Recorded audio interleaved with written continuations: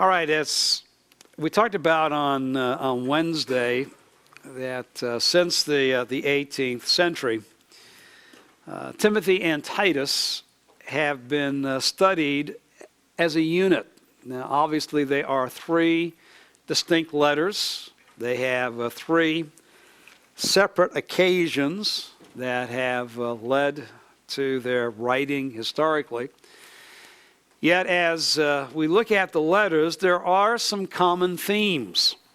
And since commentators tend to write on all three of the letters, they'll usually go through the letters and say, all right, there are some very common language, there's some very common themes that are found within these three letters. So we'll approach the letters that way.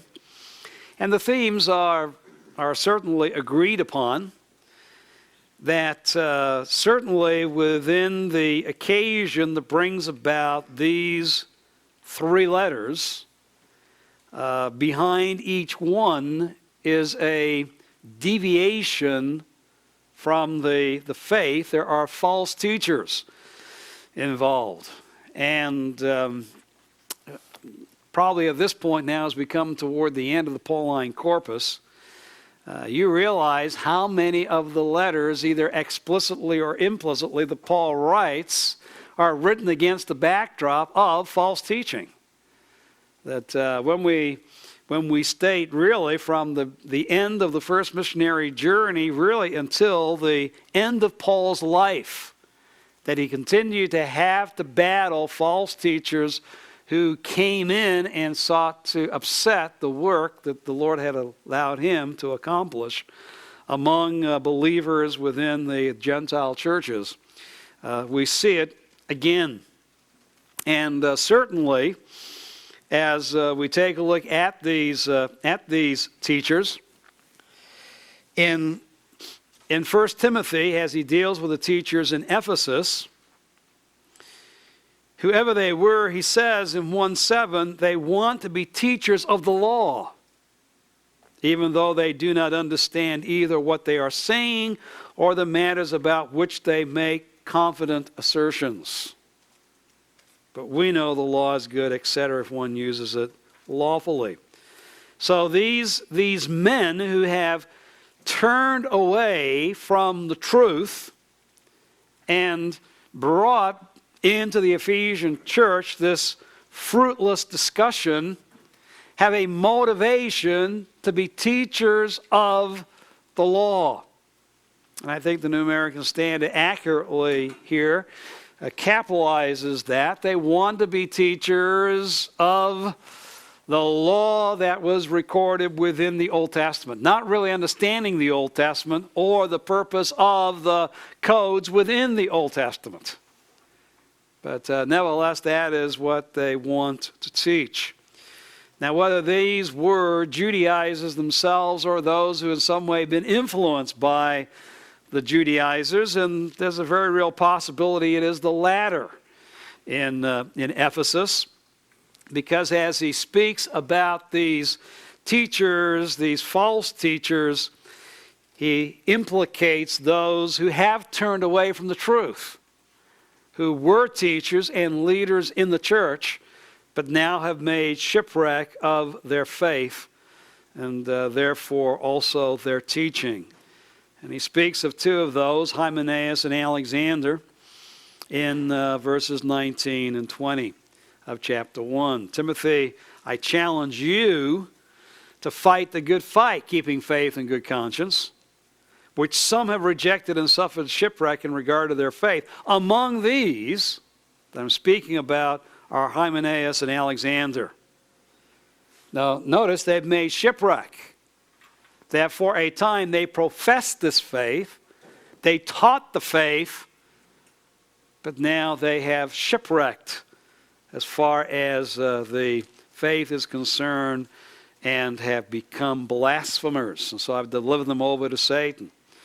I have exercised discipline upon them and renounced their teaching and renounced their profession of faith and declared them by their blasphemy to once again be of the world of Satan's domain, and done this for ultimately their spiritual benefit, that they might come to their senses and turn away from the blasphemy.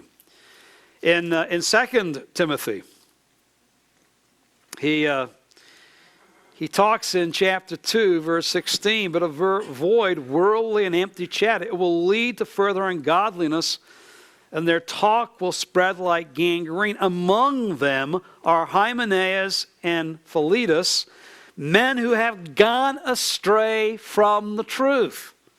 Okay, now it's Hymenaeus again, and now there is another teacher, Philetus, who again he brings up for a time professed the faith, taught the faith accurately, and have now gone astray, saying that the resurrection has already taken place, and thus they upset the faith of some. The resurrection is a realized event. It's not here talking about the resurrection of Christ. It's talking about the resurrection of believers like Christ. And so it is a realized eschatology, a realized resurrection, which would mean also, therefore, there would be teaching that believers are already in the kingdom and experiencing, perfection and all of the rewards of godliness that goes along with the resurrection. But they've strayed from the truth. They've gone away from the truth. And so what Paul seems to be dealing with as he leaves Timothy in Ephesus, and even as he writes this last letter, the fact that the church is still being badgered, is still having to face the influence of men who previously led and taught within the church that have gone astray, and Paul has to point out not only what the men have done, but who the men are. Among them are these men that I am specifically naming. And remember, this is not just for Timothy's well-being. This is also going to be read to the church. So the church will understand Paul's apostolic determination of discipline against these men. And I think a discipline that while he was in Ephesus, as chapter 1 of 1 Timothy reflects, he had taken to task publicly and had the church, discipline, but he is reasserting that discipline of those two men at the end of 1 Timothy 1. And here continues to speak about these men that continue to have an influence even months or a couple of years later, as he again writes to Timothy and writes to the church about these false teachers. So there could have been very definite influence from outsiders coming into the church at Ephesus. We realize that the Pauline churches, this continually takes place as they're established, that these outsiders will come, seeming to have some kind of a Jewish connotation because they've led these false teachers within the church at Ephesus to want to be teachers of the law. Some way associate with the teaching of the Old Testament, which is against what Paul has given to the believers. But nevertheless, the particular false teachers that he's dealing with in 1 and 2 Timothy that he names are those who have now gone astray, who once professed and taught the truth, that no longer do. And I would go along with Fee and all that is said, and certainly his antidote to this is having the proper kind of leaders and proper kind of teachers within the church. That implicit in what he is saying is these men are former elders of the church at Ephesus. Now that's not explicitly stated, so we can't be totally dogmatic, but it is very interesting that when Paul called the Ephesian elders, he said what? Wolves will arise among you. And it might not just be among your flock, but among you as leaders, not sparing the flock. So And there might have been other men on the basis of what he says about elders in 1 Timothy chapter 3, because it is first and foremost written to that occasion, is being careful not to put new believers into that position. But very possibly, not Paul, but later on, the church had put men into eldership before they were really ready to be elders, and they become instruments of Satan instead of those who will lead the church as under-shepherds of Jesus Christ. Now, when you get to Titus, he seems to be dealing here not with men who've arisen within the church, because in 1:5, elders have not yet been appointed in every place within Crete. They need to be appointed, 1:10 and following, for there are many rebellious men, empty talkers and deceivers, especially those of the circumcision. So he's not saying that every false teacher that is infecting the churches of Crete is necessarily Jewish, but he is saying there is a segment of those false teachers who are of the circumcision. So it seems again as though in the backdrop of this is Judaizers who have come in and impacted also Gentile professing believers who are now following their teachers and becoming spreaders of that same kind of blasphemy and heresy. For Paul says in verse 11, who must be silenced because they're upsetting whole families, teaching things they should not for the sake of sort of gain. And the Cretans are open to this and become a part of this because in verse 12, they're always liars and evil beasts and lazy gluttons. That's their unregenerate character. That's what Cretans are like. And so to have these Judaizers come in, they're ripe, to be led astray because they love to follow a lie. They're liars themselves and respond to lies. They're lazy. Any easy way to make a buck, that's the Cretans. They're evil beasts. They're just monsters. Just with whatever power you give them, seeking to use it for evil purposes. And giving that is the basic Cretan character, unregenerate. For those that weren't unregenerate, just professed to have this kind of Judaistic circumcision party teaching coming in. They're ripe for it and ripe to be recruited to themselves spread this kind of teaching among the churches. Can't say anything about Paul if not. He's pretty graphic, and not politically correct. Well, you can't say those guys. I mean, some of these are regenerate Cretans. Why are you bringing that up? Well, one of their own poets knows them very well. If they really didn't get regenerate, you can expect this kind of behavior from these Cretans. So certainly, and there are other passages, I've just hit some essential passages that show that why the ministry of Timothy in Ephesus, why the ministry of Titus in Crete, because of the devastation, the havoc that has come upon the churches because of the false teachers. And particularly in Ephesus, the false teachers that have turned away from the truth and now embraced error, who were formerly leaders and teachers within the church. And the fact in Crete that the Cretans themselves have been recruited by these, I believe, these Judaizers, and become part of the problem. And it is wreaking havoc upon the churches.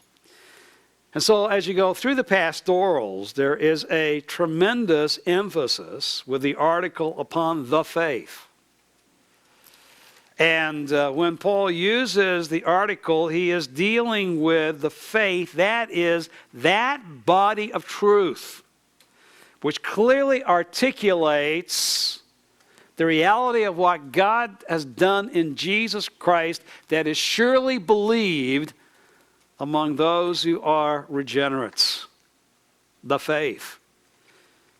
Now notice he can use the term without the article, 119, keeping faith. That is keeping faithfulness and good conscience.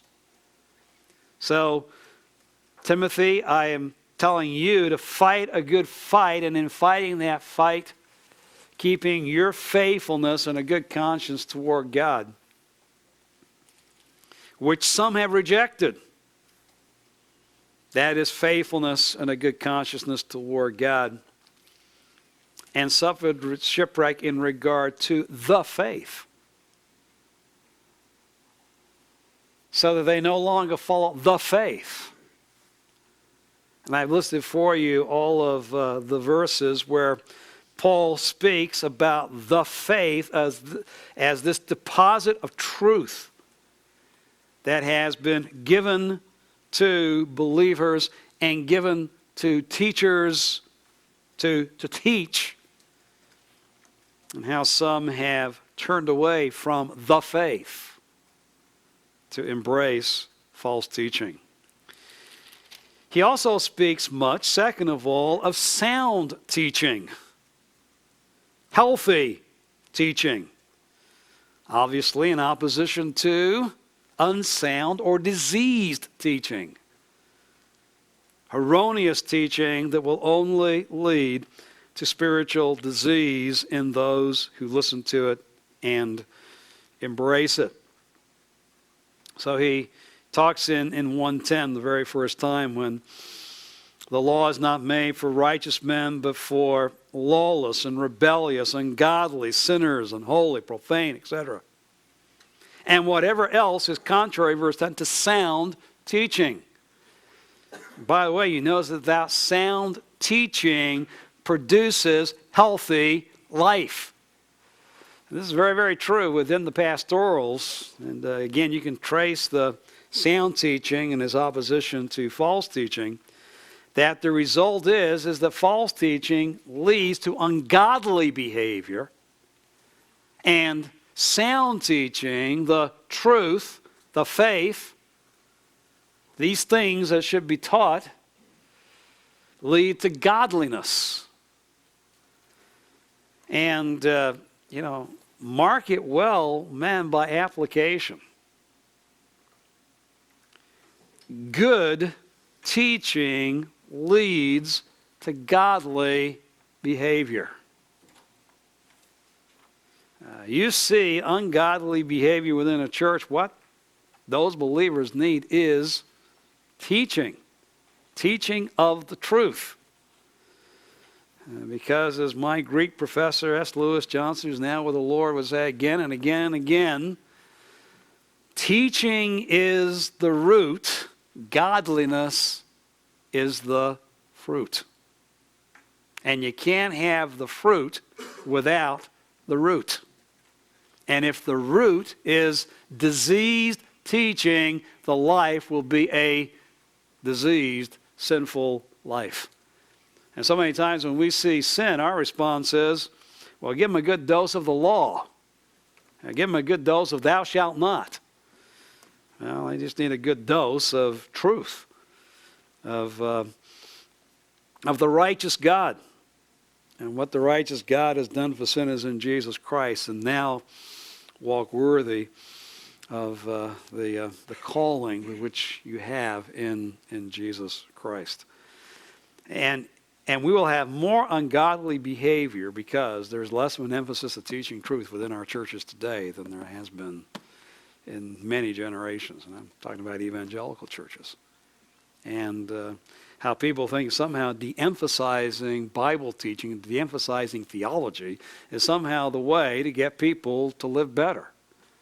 I mean, we live in a day, well, we want to teach theology. That just leads to, dead Christians. Friends, good Bible teaching theology is the only thing which delivers believers and leads them to a godly life.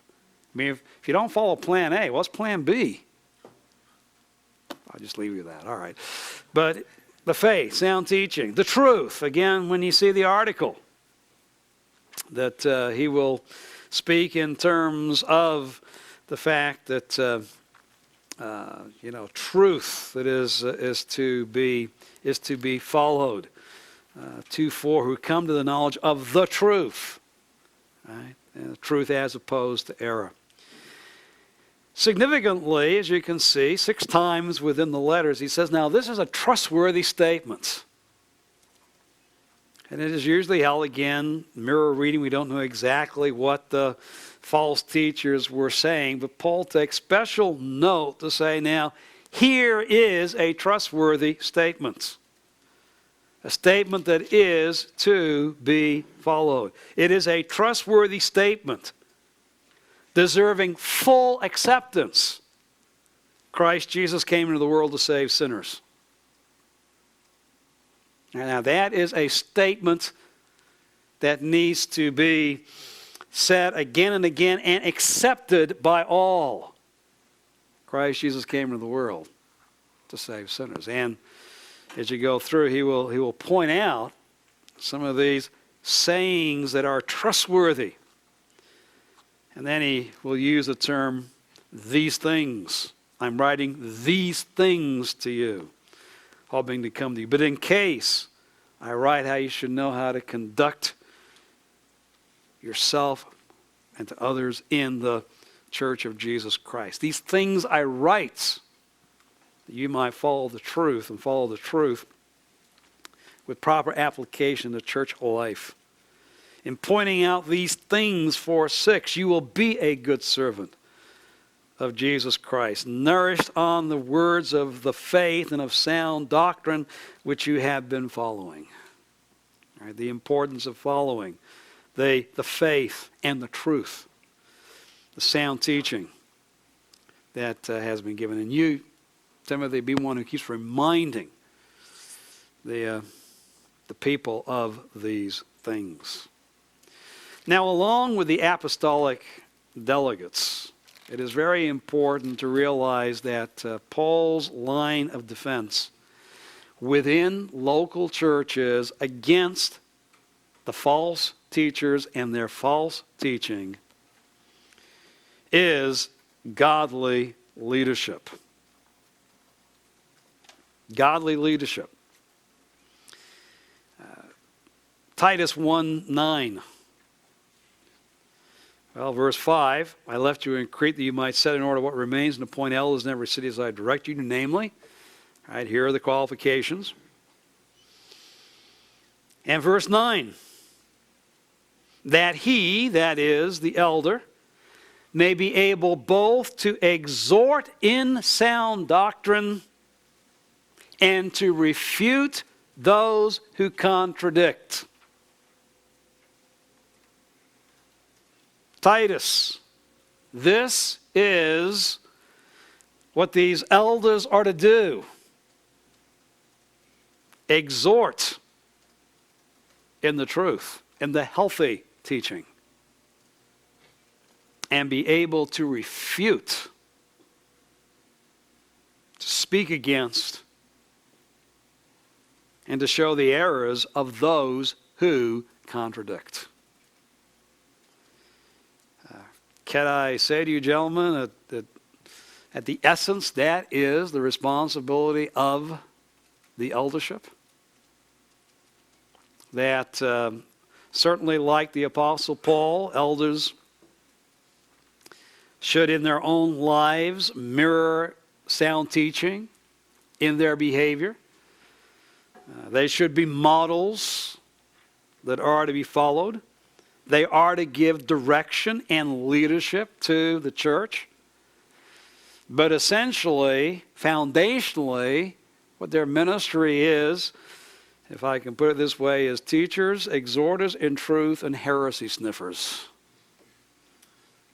All right, that is their responsibility, to guard the flock against false teaching and false teachers, to refute those who contradict. Gentlemen, most heresy sounds good. It always amazes me as I read liberals is how slightly they have deviated, and their deviation, when you think about it, really makes a lot of logical sense to the natural mind.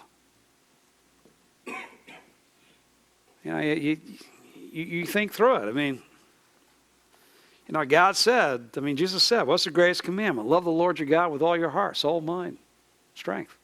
Second like unto it, love your neighbor as yourself. You know what the song of all liberal churches is? Love God, love people. Joyful, joyful, we adore him, said Henry Van Dyke. And in that we joyfully adore God. And in that third verse, he speaks about, you know, God our Father, Christ our brother, all who live in love are thine. Well, love God, love your neighbor. Love all who live in love. Because in the end, they're really all your brothers. You know, the great fatherhood of God and the great brotherhood of man flowing out of the great commandment that Jesus gave to us. And that has wreaked havoc upon the church of Jesus Christ. Because there were some elders who weren't faithful to the task of showing the error of what the liberals were propounding. The only one who can worship God in truth is who? Believers. And to love your neighbor as yourself means to, and there's a great debate upon neighbor, but particularly as it was within the Old Testament, is your fellow neighbor, your fellow Israelite, fellow heir of the covenants.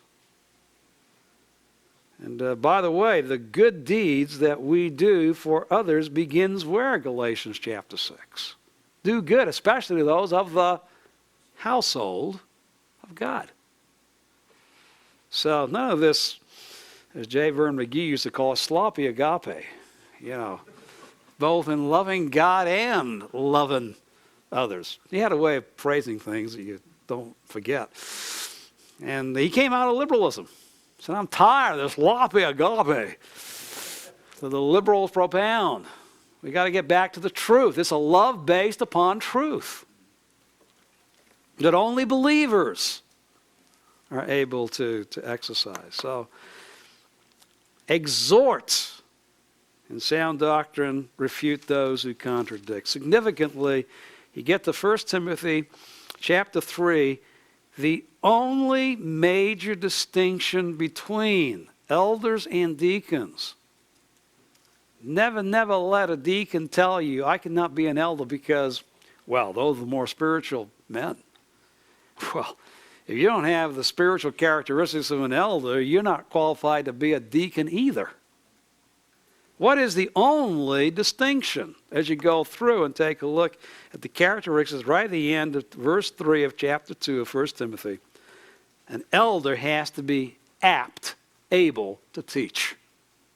Nothing about teaching is said to the deacon. The deacon is to be one in verse 13 who has great confidence in the faith that is in Christ Jesus.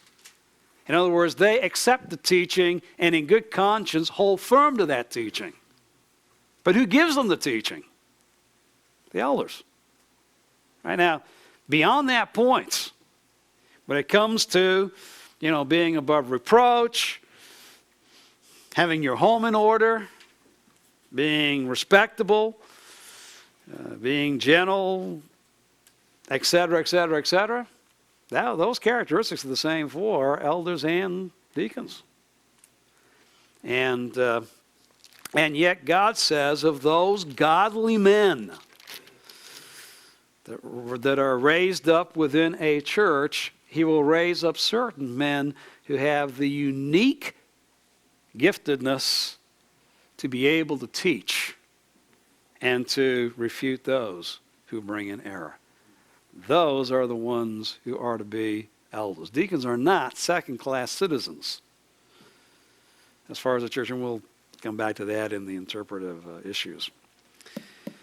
Well, he also talks much about church order. Not in the way that we do it. This is not, okay, this is the liturgy you're supposed to follow in the church service. But he does talk about the fact that there is an order that's to take place when the church comes together in assembly. And he speaks about that in chapters 2 and 3 of 1 Timothy. In fact, this is how one ought to conduct himself in the household of God, which is the church of the living God, the pillar and support of the truth. And men are to pray, chapter 2. And women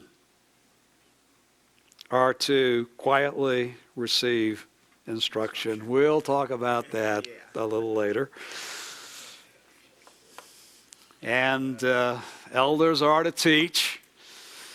And deacons, and possibly deaconesses, we'll talk about that in a few minutes as well, are to give support and help within that ministry. Can I ask you a quick question about church leadership? Mm-hmm. Would you say that deacons could be like a novice, like somebody that's not as skilled in the word? Yes. Okay. As long as their, again, character meets the requirement of a deacon. And yes, sometimes what you will find is that particularly younger men will begin as deacons because they're not yet skilled in the Word. Yet they desire to be skilled in the Word, already manifesting a godly character. So yeah, I would say many times in pastoring and shepherding and thinking in terms of where your future elders are going to come from, take a look at particularly younger men within the diaconate, and those who are, desirous of becoming skilled in Scripture. Old men who are skilled in Scripture began as young men who sought to be skilled in Scripture. All right, but that is it. It's a good aspiration to be an elder, and that also should be, by application laid before men who are already serving.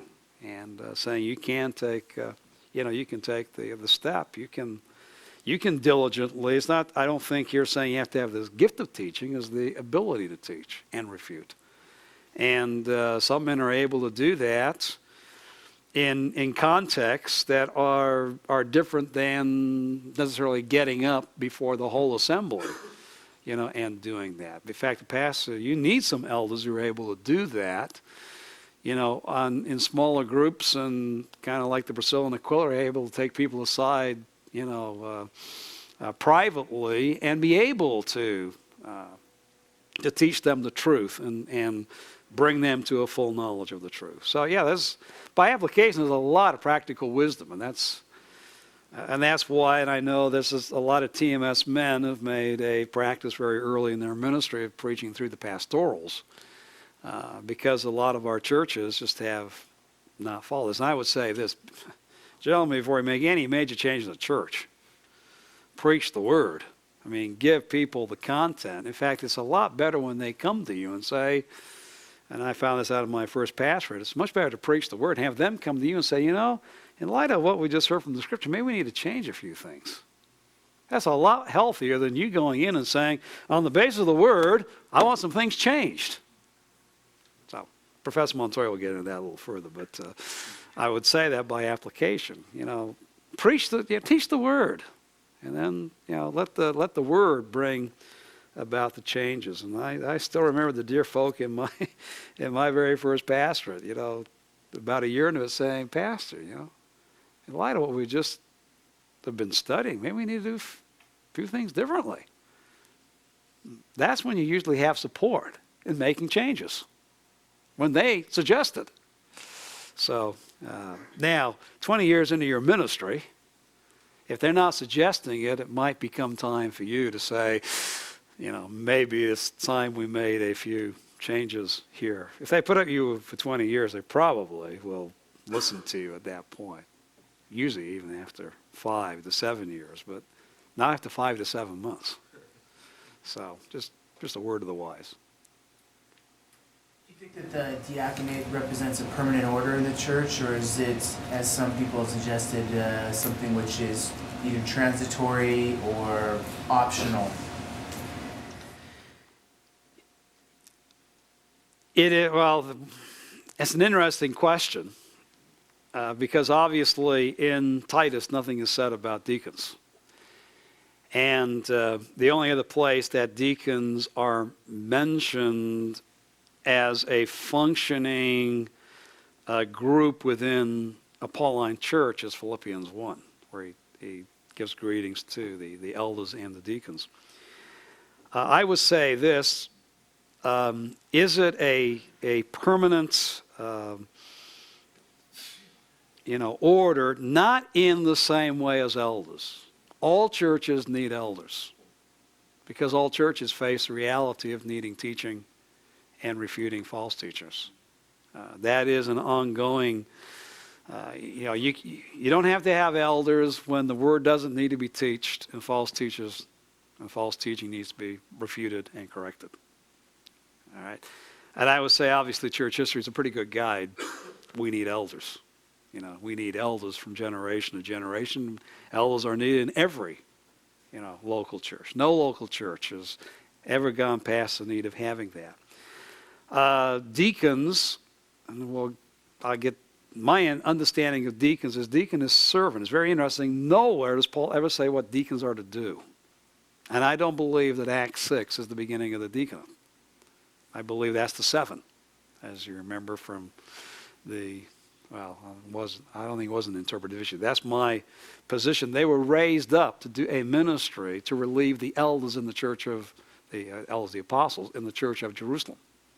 And that gives us some idea of what is a deaconate. A deaconate, and instead of saying an order, I would say that what the Bible allows elders to do is to draw like-minded men who hold the faith in good conscience, who have really responded well to the teaching of the Word by their character. We'll get into gune and what that might mean as far as women within this role as well. But to the extent that the elders need helpers, right? To that extent, these are the kind of people that they should look for.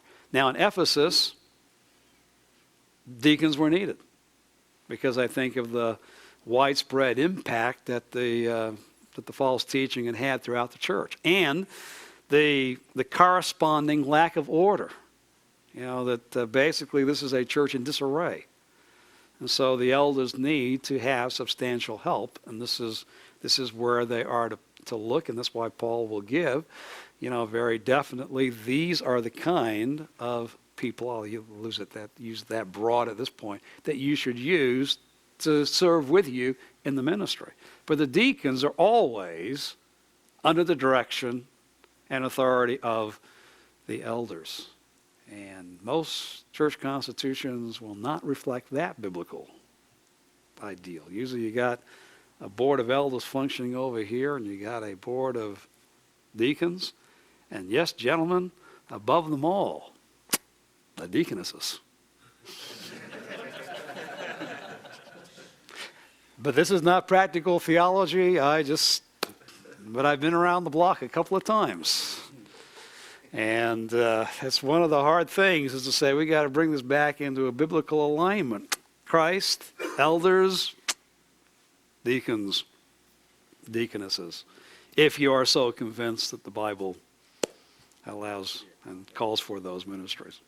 But my answer would be that it is not as clear as the deacons were universally established in New Testament churches, and so therefore you're not on the same ground to say that every church at every age always needs to have deacons. I think as you start to do the work, the labor of an elder, it becomes very, very apparent that to have God-ordained people who will help you within that ministry becomes very, very vital. I have been thankful in my pastoral ministry, not only for having good, solid elders, but also having men and women that God has given the proper attitude toward to come alongside and say, what can we do to help? What can we do to relieve you and give you help in what God has called you to do? So you would suggest then that deacons would not have the same type of specific affirmation from the Holy Spirit and from the people within the congregation as the elders would? As a practical sense, because they're going to function under the direction of the elders, they're going to be elder representatives at certain points.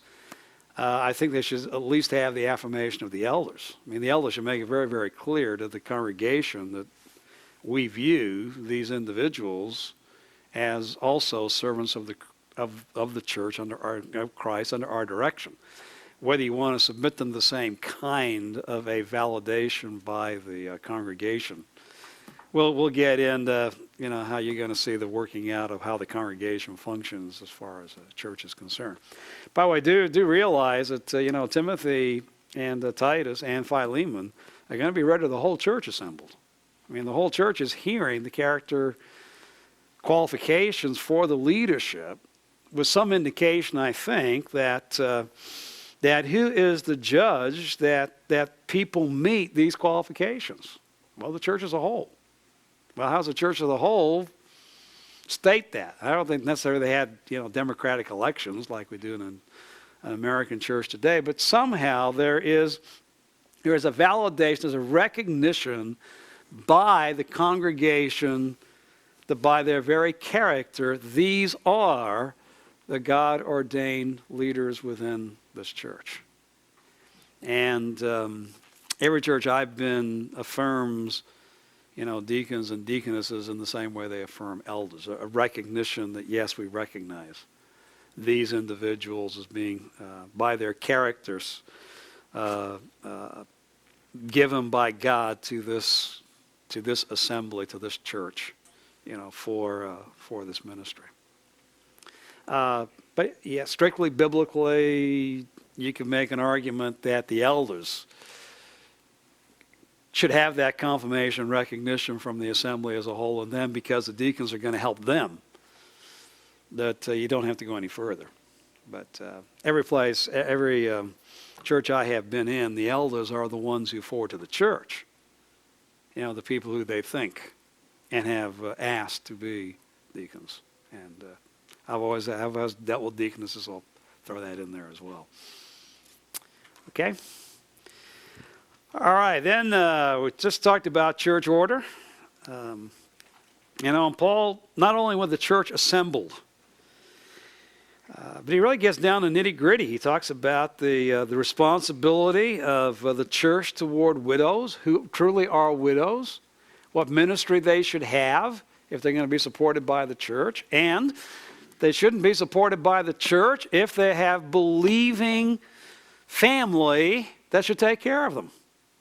So I won't get into, you can read that in 1 Timothy chapter 5, and obviously he also talks at the beginning of that chapter of the proper role of older men, older women vis-a-vis younger men, younger women, and that certainly is outlined more specifically in Titus chapter 2.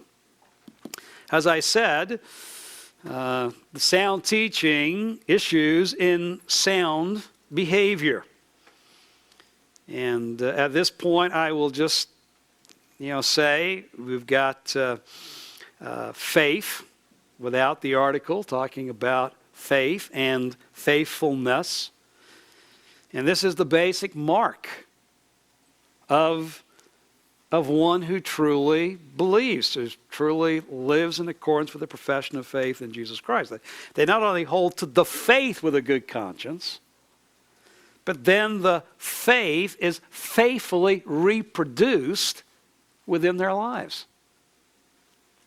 In other words, Paul is saying that you can take a look at true believers not just by what they say, but also by what they do.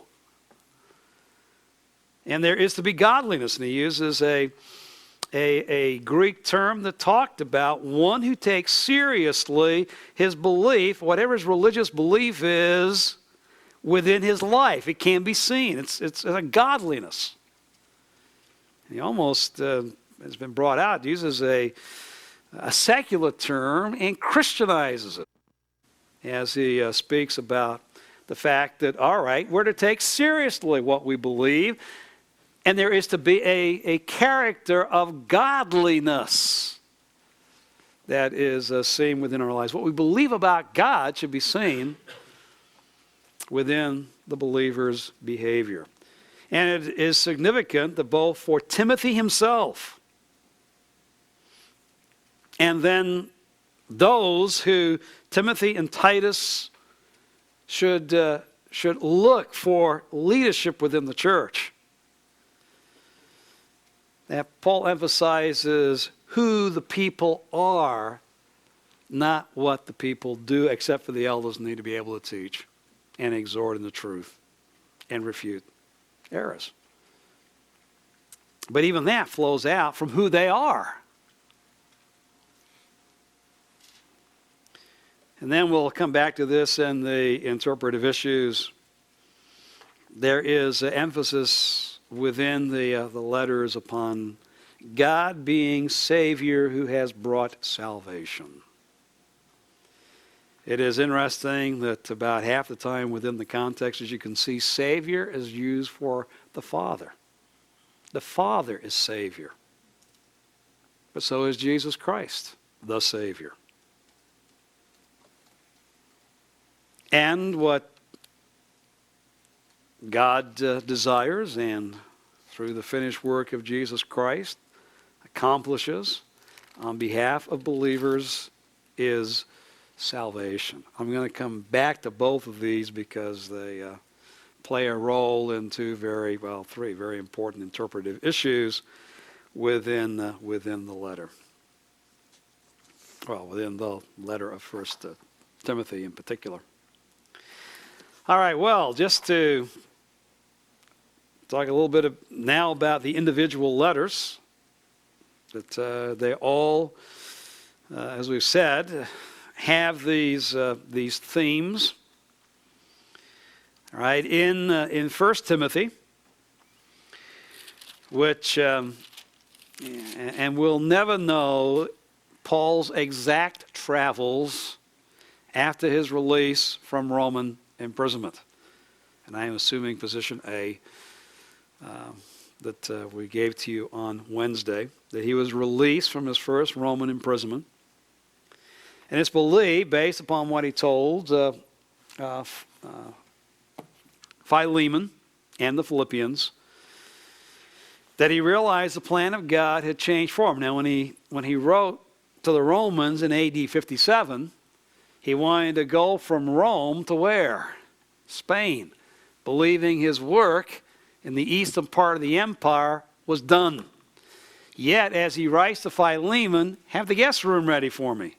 And to the Philippians, all right, I hope myself very quickly to be coming to you. That because of circumstances that had arisen within the churches in the 4 or 5 years intervening, from 57 to when he writes to Philemon in 61 and to the Philippians in 62, he now realizes, all right, my first move should be back to the east to solidify the churches that have been established. He has churches like Colossae, where errors now have come into to the Philippians. All right, watch out for the dogs. He's cognizant of the fact now, after 5 years of being away from those churches, that, okay, they're starting to wilt somewhat under the pressure of the false teachers.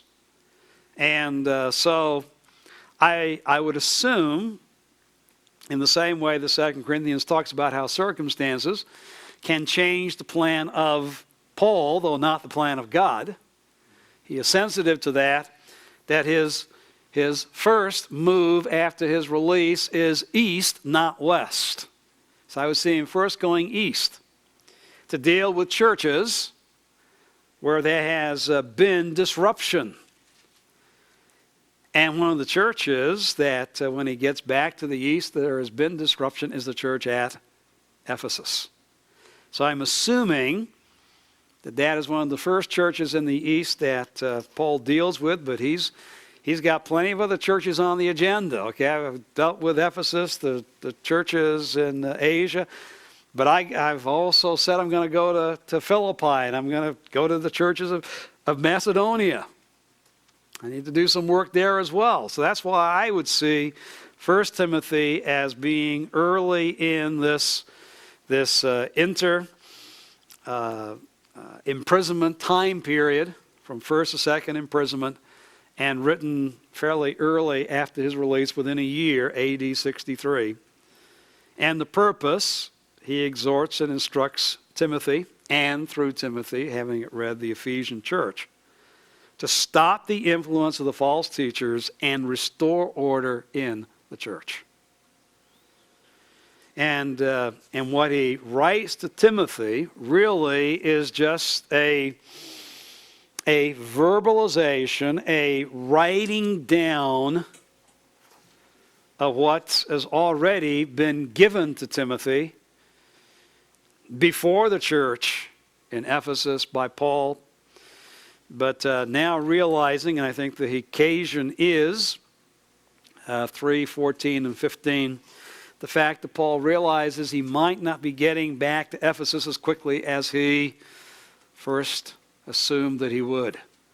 Therefore, he wants to reaffirm to Timothy what his commission is as Paul's representative within the church there, and also put it in writing so it can be read to the church at Ephesus so they might be reminded of why Timothy is there. That Timothy won't wilt under the pressure, and the Ephesians might continue to respond to his leadership as they should to the Apostle Paul. It's just like any other letter, right? This letter takes the place of Paul's personal presence in the church, both personally toward Timothy and to the church as a whole. Elongated prologue. After the salutation, Paul's charge to Timothy. I left you there to silence the false teachers. I left you in order that you may instruct certain men not to teach strange doctrines, etc. God strengthened me, put me into the ministry. I have been faithful to my commission. Now, Timothy, you be faithful. Renewed charge to the trust given to you when you were, by laying on of hands, set apart. Fight the good faith and deal with particularly the false teachers, among them Hymenaeus and Alexander. So a long prologue. Interestingly, along with Galatians, the other letter where Paul has no word of initial thanksgiving or prayer or doxology.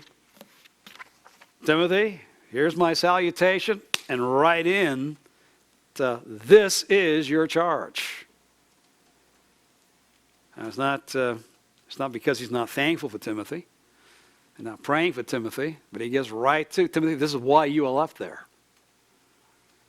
And the charge, his conversion and commission, and the renewed charge to Timothy. A long introduction to get to Timothy and the church to what I'm going to tell you is very important. Then we get into the body itself, where Paul reiterates his teaching concerning conduct in the church and its application in Timothy's ministry.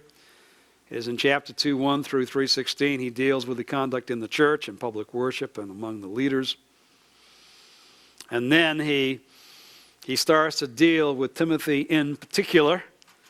There is some debate upon whether chapter 4, verses 1 to 5 concludes his instruction in what is taking place in the church, although the Spirit explicitly says in later times, and verse 6, in pointing out these things, you will be a good servant of Jesus Christ. That he's already stating, all right, there are going to be those that have already started and will continue on in the latter times of the church, the latter days. These are not latter-day saints. at latter times, falling away from the faith. And Timothy, you need to be ready to start pointing this out to the believers. So pay attention to yourself, pay attention to your teaching, pay attention to your relationship with different groups in the church. By the way, gentlemen, don't allow your interpersonal relationships with people in the church to negate your ministry of the Word. And so be careful how you relate to older men, to older women, younger men, younger women, Timothy. And your relationship with widows, being an outworking how the church would take care of widows, and your relationship with the elders that are now within the church. And then some final practical instructions to Timothy and how Timothy is to relate that, again, to different groups within the church. And then he gives the epilogue. Now, since there is no indication of any kind of evangelistic ministry in Crete by the Apostle Paul before his Roman imprisonment, I believe that once he has established a modicum of order, revisited the churches the Lord had allowed him to establish on his missionary journeys in the east, then he goes to the west to do evangelistic work where Christ has not yet been named. Now, it is possible that he goes first to Crete and then on his way, but where he is when he writes to Titus is, into Italia, into the Adriatic port. I therefore would assume from the east he goes to Spain. If Clement of Rome is right, that he goes to the far reaches of the empire. In his letter to the Corinthians, that being Spain. Then comes back, because now he is committing himself to ministry where Christ has not been named. And on his way back, he ministers in Crete and then goes to Italia, places where Christ has not yet been named. So, having revisited the churches, once again he does pioneer missionary work, including missionary work in Crete. But he has a great desire to continue to take the gospel where Christ is not known.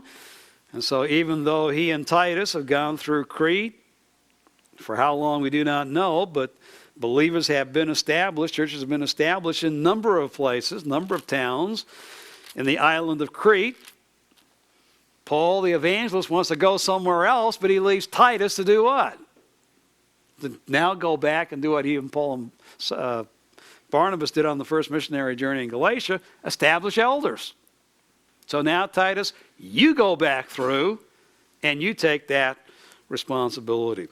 So here's the occasion, and now I think we're, 2-3 years past the writing of 1 Timothy. Now we have Titus, and the purpose is Paul exhorting and instructing Titus, and through him the churches, plural of Crete, to stop false teachers in the churches. And the outline very simply, again, he has a fairly long prologue, a salutation, where he speaks about Titus as his true child in the common faith. But there is a salutation. Now, he does have that word of commendation, for Titus. But once again, this is the reason I left you. It goes right in to the charge to Titus.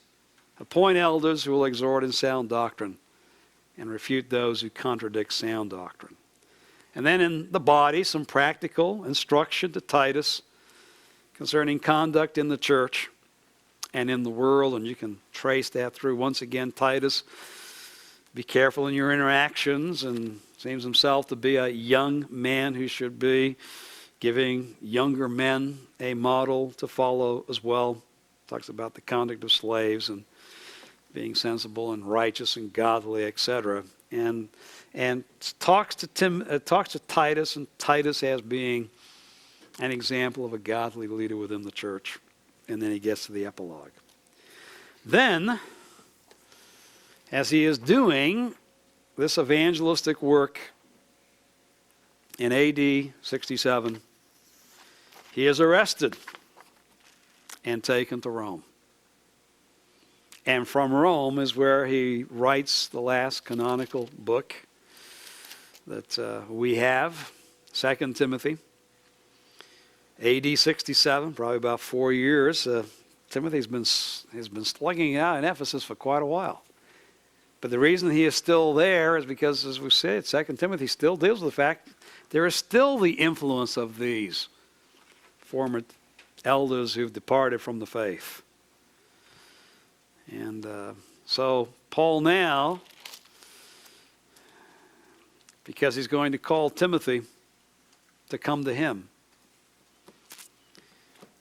but realizes that he might die before Timothy gets there. That's the occasion. Paul facing death, and Timothy, I want you to come. So I give you that personal word. You're also to read to the church, because they're to realize you're now leaving Ephesus, though the work that I left you to do has not yet been accomplished. But I'm now calling you to come to me at Rome, so that has to be read to the church as well. And just in case you don't make it, let me tell you what I tell you.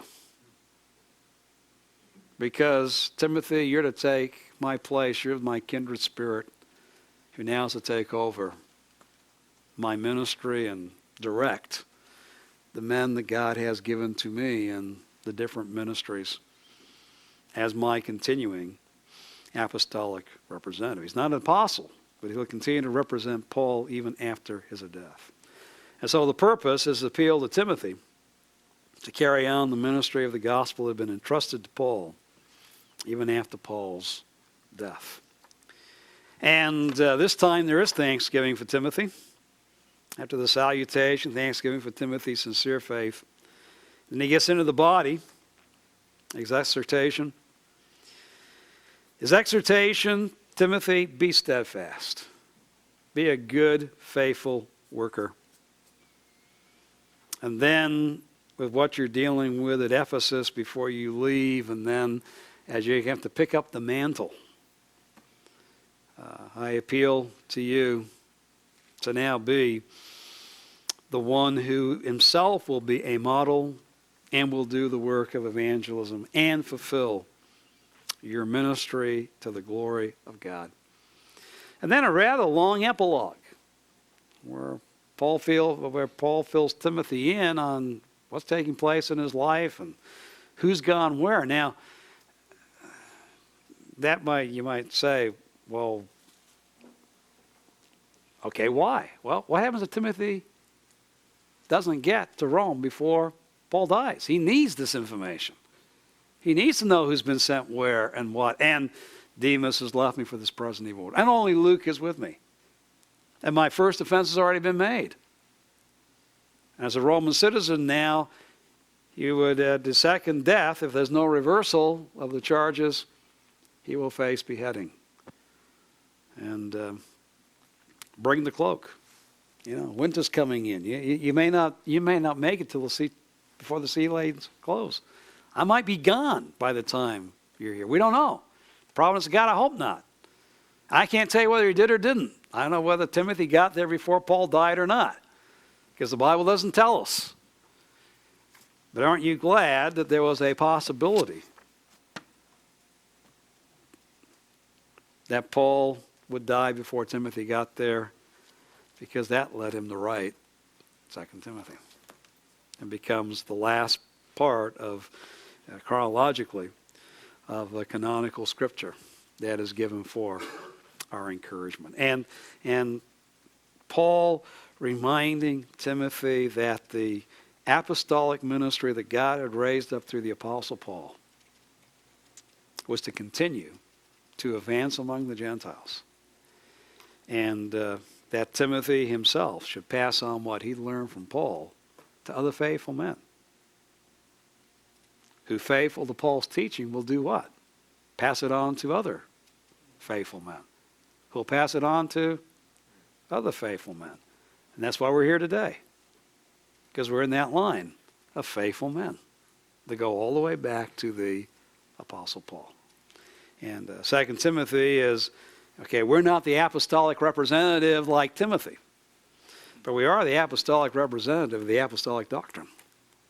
And so within that context, realize, okay, now the mantle, now the baton has fallen to whom? To be the one who will represent the apostolic teaching within the Church of Jesus Christ. Comes to you and I. So that is 2 Timothy. Oh, and very quickly, some good resources now as far as the pastorals. Two excellent Greek commentaries that you should be aware of. The work by George Knight, excellent, one of the outstanding volumes of the NIGTC, and William Mounce, one of the two outstanding WC commentaries. So you got plenty of resources now to do good exegesis on the pastoral letters. And both Knight and Mounce argue the issues well, and as we'll see, they don't always come up on the same conclusion. So you can have good exegetical digests in these works, both the pros and the cons, and then, the men arguing sometimes a little different conclusions. That is on some minor issues, not on the major issues within the letter. And really appreciate Mounce's work. Mounce's work was written by and large while he was at an unnamed seminary, where he says, I took great grief for the conclusions that I was coming to within the commentary. To realize that there was a price that commentator paid for his commitment to be true to what he thought the Word was teaching. It's a great, you might not always agree with his conclusions, but understand he has paid a price. And of course that's why there's a little bit of polemic within his work as well. Two works in English interpretation, Fee and Towner. Certainly if you got Knight and Mounce, you can work through those. And I know Dr. Roscoe doesn't like Towner because he doesn't like to take a position, and I understand. He's an English intellectual. But he's got some good stuff in there. I still like it, even though I agree that, well, either position could be right. Chapter 2, he's got Timothy, he'll drive you up the wall. Well, here's the older position, here's the newer position. They've all got some arguments. At the end of the day, I don't know who's right. So, and that's in the commentary to help preachers preach.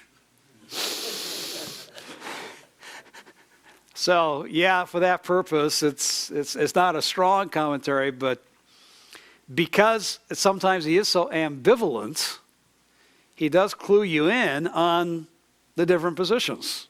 But a lot of times he doesn't take a strong position himself. So if you want a strong position, you got Dr. MacArthur's 3 volumes. Dr. MacArthur will always tell you, what he believes the interpretation of the passage is. So kind of use Towner for background, and then Dr. MacArthur will tell you when Towner can't give you the conclusion, Dr. MacArthur will. And and I say that you know the commentators well enough to know their personalities do come out at times in their works. And certainly in exposition, Dr. MacArthur is a very, very worthy model. And Stott's work is now available. His Timothy and First Timothy and Titus, and then 2 Timothy. And again, if you'd like to see how an Anglican amillennial brother handles the same material in a little more liturgical English way, beautiful way in which he turns his phrases, of course.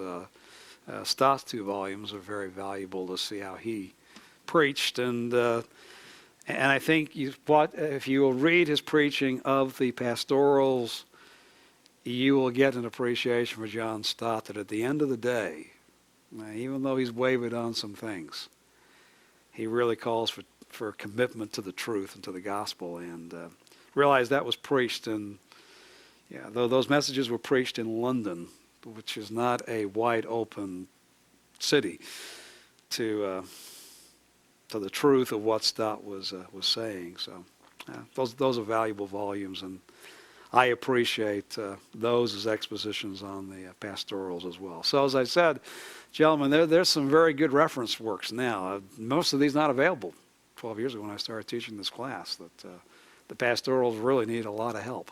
But these are works that I think you can find very, very valuable, and you have no excuse now for digging into the pastorals and making them your own and preaching them to the glory of God.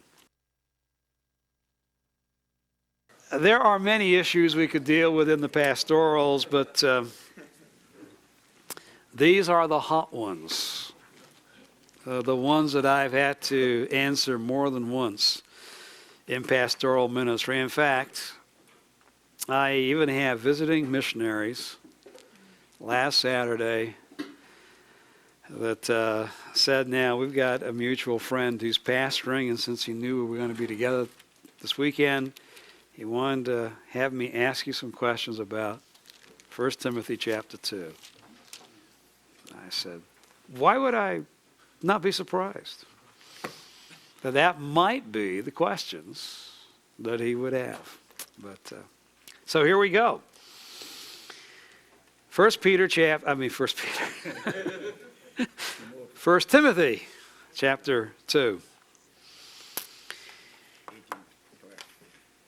And particularly verse 9. All right, he's talked, first of all, verse 1, I urge that entreaties and petitions, thanksgivings be made on behalf of all men. Therefore, verse 8, I want the men in every place to pray, lifting up holy hands without wrath and dissension. Likewise, all right, in the same way I want men in every place to pray. I want women to adorn themselves. And realize I want women in every place to adorn themselves. Elliptically, likewise women to adorn themselves. All right, likewise to men in every place. Now right away, is that dealing with every place? Or the church at Ephesus is now meeting in multiple locations, and he's saying, I want this to be followed in every local assembly in Ephesus and its environs. Because there has been some argumentation that has been brought up on verse 11, let a woman quietly receive instruction with entire submissiveness. But I do not allow a woman to teach or exercise authority over a man, but to remain silent, even though supposedly silence doesn't mean silence here. Quietness is the quiet spirit with which this is received. And, teach can be argued that he's not dealing with certain teaching or authority. I mean, all this has been argued, and, basically at this point, even those who would not hold the traditional interpretation will say, yeah, he is teaching that in this situation, women are not to teach. And women are not to exercise authority, and particularly when he deals with the elders in 3:1, if any man aspires to the office. It's a fine word, he desires. The masculine being used there, it's man. So that the response is that this is an occasional letter, and Paul is dealing with what has taken place in Ephesus, and so his teaching is specifically for Ephesus only. As you can see, even Mouse takes that position. This is an occasional letter like all the letters of the Apostle Paul, where he parts company with those who want to take that and say, since it was only for Ephesus, none of this instruction is binding upon the church universal past that point. Mouse's argument is, You don't do that with Romans or any of the letters, saying, because that was specifically written to them. All right, Romans, 15, wherefore accept one another, Jew and Gentile, to the glory of God. Accept one another in Christ to the glory of God. You don't say, well, that's just for Rome. That has no implications whatsoever for believers outside of Rome. But that's what you're doing by saying what he wrote specifically for Ephesus has no implication whatsoever for other churches of that time or for the future.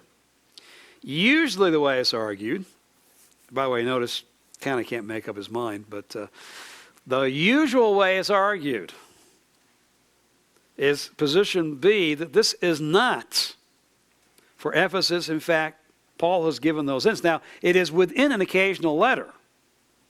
It is in a letter to Timothy to put this into practice in Ephesus. But when he talks about, I want men in every place, and therefore, elliptically, I want women in every place to adorn themselves, and then let a woman singular receive instruction. That the every place there is, I am talking about every place. This is not just, I'm talking about your multiple assemblies. I am talking about wherever the church gathers. This is to be followed. And he even gives the reason in verses 13 and 14 for this instruction by going back to creation and the order of creation. Adam was first created, then Eve. Adam was not deceived. The woman, being quite deceived, fell into transgression. Now, by the way, the greater condemnation goes to Adam because he knew what he was doing. But he's saying, okay, I don't want a woman to teach because of the order of creation. I go back to Adam and Eve. Well, Adam and Eve have universal relevance because we all go back to Adam and Eve. And so Knight in particular will give argumentation that even though this is, yes, written first to the church at Ephesus, the very way Paul is speaking, he is giving instructions to be applied at Ephesus, which is the same instructions to be applied in every church. Right? And so having said that, he had said, okay, women are not to make a show of themselves, but are to manifest good works as women who make a claim to godliness. And they are to receive instruction with entire submissiveness. Now, you got to realize, we think in terms of how restricted that is. Realize in the ancient world how revolutionary that was. That women can join with men in a public religious assembly and receive the same instruction. Now, a Jewish woman could, but she couldn't receive it with a man, literally. She had to be on the other side of the synagogue. There's the man and women. And what Paul's saying at this point is, all right, men and women together.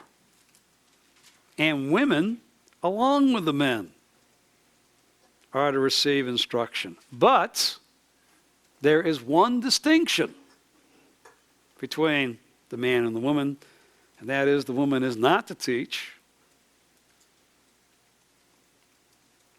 or exercise authority over man, but as the church is gathered, to remain quiet, because it is the elder who is to be apt to teach and to exercise authority over the assembly. And I would lean to, yes, spoken specifically within this context for Ephesus, but it's universal for all churches. And these hints show that what he's saying to take place or to be reestablished in Ephesus is what takes place in other churches. and should take place in other churches. Now, where A goes other than mounts, where Fee will go with this is women were not to teach and exercise authority here because they have joined with the false teachers. So they have become the instruments of the false teaching. And they are exercising an authority away from the truth of Jesus Christ. The problem with that is there are 3 specific individuals named as departing from the faith in 1 and 2 Timothy, and all of them are what? Men. So you cannot argue that women in some way were the leaders of this false teaching, were the instruments of this false teaching, and so that is why in this given case they shouldn't teach. But he's not making, women can't teach the truth. So as long as they're not teaching heresy. But wait a minute, what about men who teach heresy? They're supposed to be allowed to teach? You start to read those who want to change the interpretation of the way this has been understood really throughout church history. And gentlemen, you will see there is an agenda. And the agenda is, our culture says, women should be able to have equal roles and equal ministry. And so we got to find that within Scripture. Now there is a man in Australia, Kevin Giles, interesting guy, written some articles in Evangelical Quarterly. He is a evangelical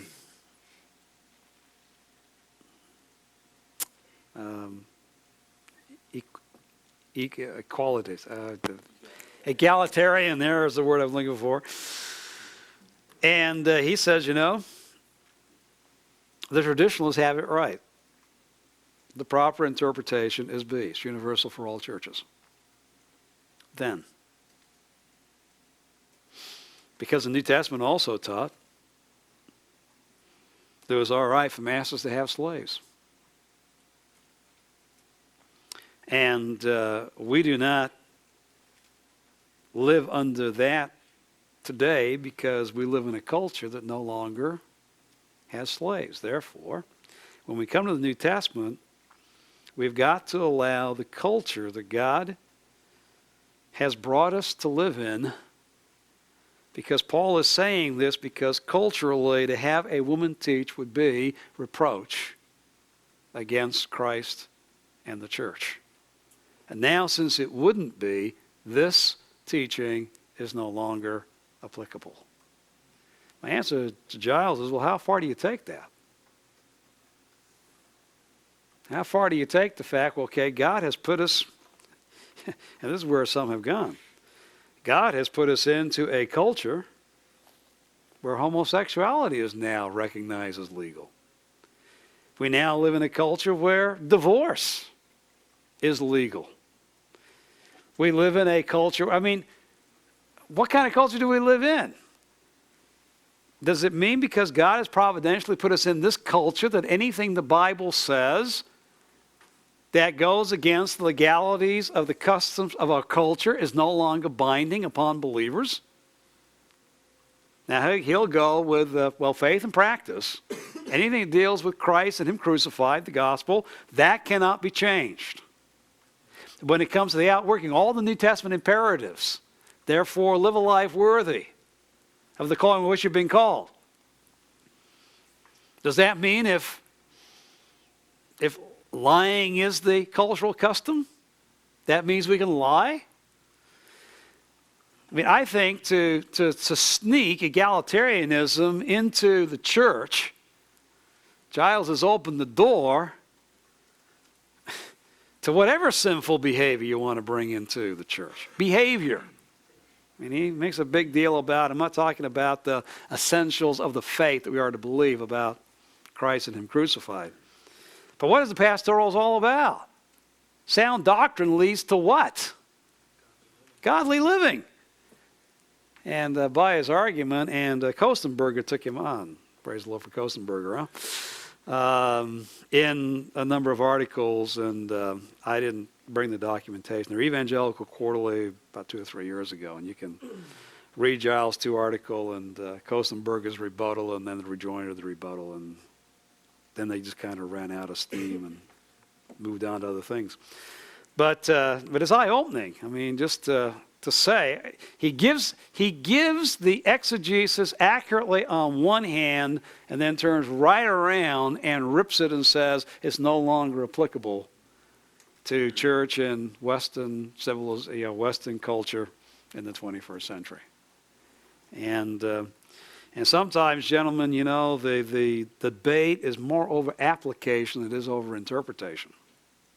Guys will walk with you down the interpretive road and then turn right around and say, but it means what it means, but that doesn't mean it applies in the way you think it applies to us. By the way, that's where the new attack within evangelicalism tends to be today. More over application at times than interpretation.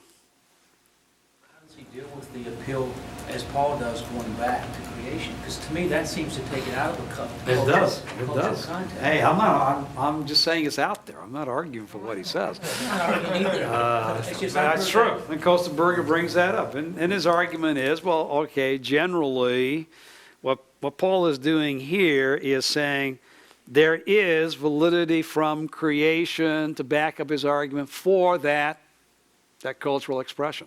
Paul today might not use that same argumentation because of the different culture. But that's how slippery it is. All right? Paul might not have.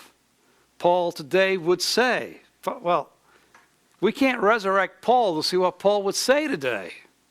All we can say is, this is what Paul said.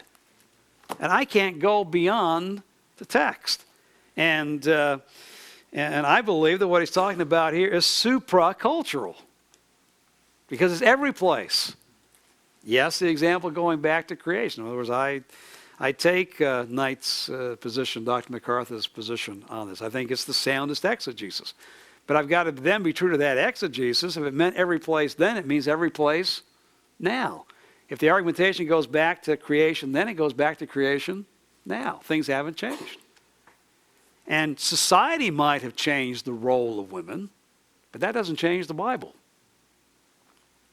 Because as you go through the Scripture, and I'm not depreciating, this is the day and age we really have to say that. I'm not depreciating women. As I said, I'm married to one, I have 4 of them that I raised in my home. I mean, I appreciate, a woman's role that God has given to them. And no man can, going back to Genesis 2, she is to be a helper. She is to come alongside and aid, and she can do things more effectively than her husband can do things, by the very going back to creation. And certainly within the creation ordinance, she is the one through whom children are to come into the world. I mean, God's made it very clear at that point. I mean, the women, you need very definite aid to be fruitful and multiply. If there had been no women and just this was a world of men, there would be no multiplication. Would be a generation, and that's it. Well, God has done that to show, all right, each has their role, each has their function. And God is honored when each follows that function. And the function within the church is that men are to teach and lead. And not all men. Men specially qualified by God through their character and their ability to teach. That's God's word. And it's to be order.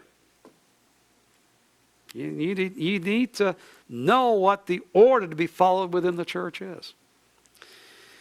Well, that leads then into 2:15.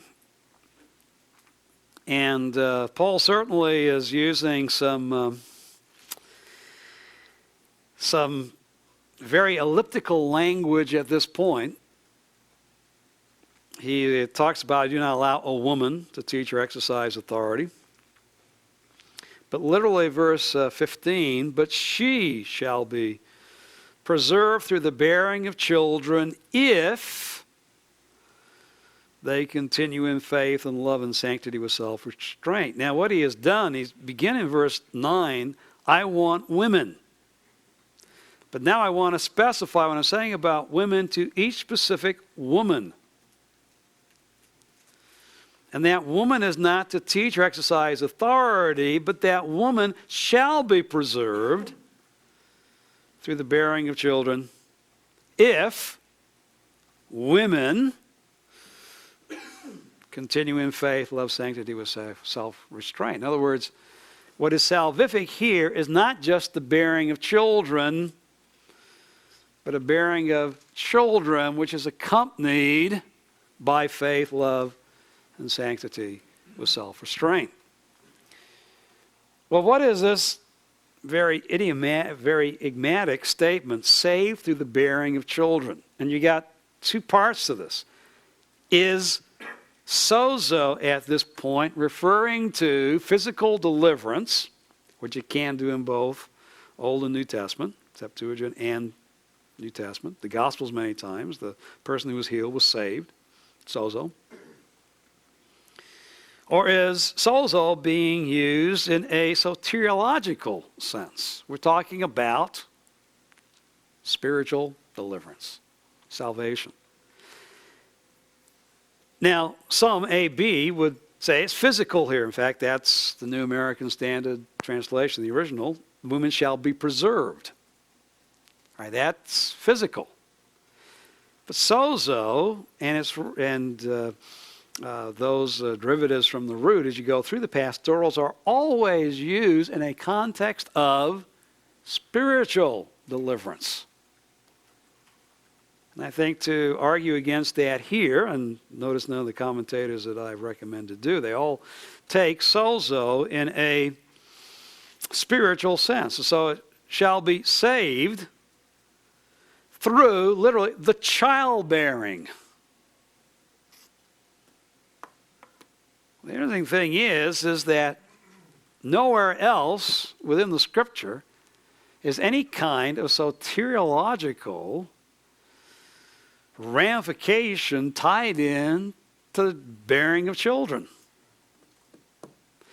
Now, Knight takes the most traditionally honored interpretation, saved through the childbirth, which is Jesus Christ. In other words, the woman, though not being able to teach or exercise authority, is also going to be a recipient of salvation through the childbearing of Jesus Christ, the virgin birth, and that was the particular role that a woman played in salvation history.